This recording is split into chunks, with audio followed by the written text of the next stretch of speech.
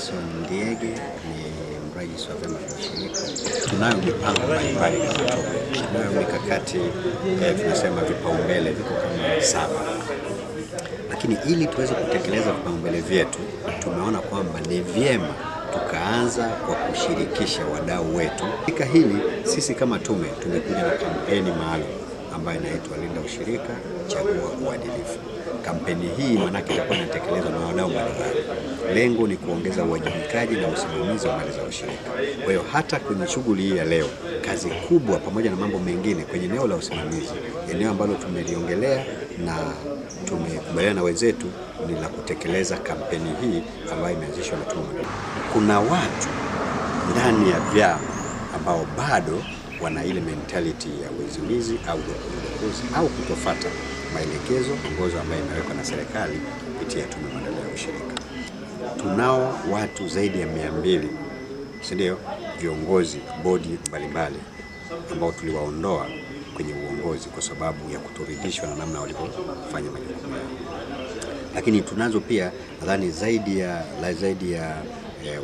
wanasema managers wa vyama vya ushirika zaidi ya 120 ambao tuliwaondoa kwenye nafasi zao za utendaji kwa sababu walishindwa kusimamia vizuri vyama vya ushirika, vyama walivyokuwa wanasimamia.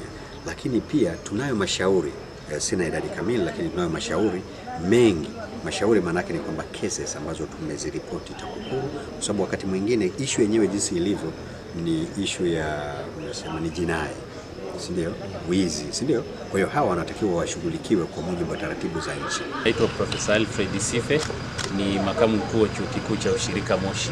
Changamoto zinazokabili ushirika ziko nyingi, na kwa sasa naweza nikasema ni moja.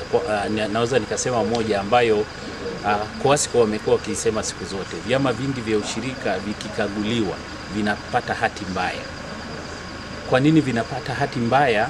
Ndio moja ya jukumu ambalo tunalifanya sisi kama chuo. Kwanza tunachukua zile taarifa za COASCO pamoja na taarifa zingine tuweze kuchunguza ni hoja gani zinazopelekea kupata taarifa mbaya. Je, kuna ubadhirifu, kuna wizi, au ni kushindwa kuandika mahesabu, au ni kushindwa kuandika taarifa, au hawana mifumo ambayo ni mizuri. Naitwa Profesa Mangasini Katundu, ni mshiriki wa mkutano huu kati ya MOC na TCDC. Ni vizuri kukutana mara kwa mara ili kuangalia kama kuna mapungufu na mambo ya kuboresha kwenye utekelezaji wa MOU ambayo tunayo.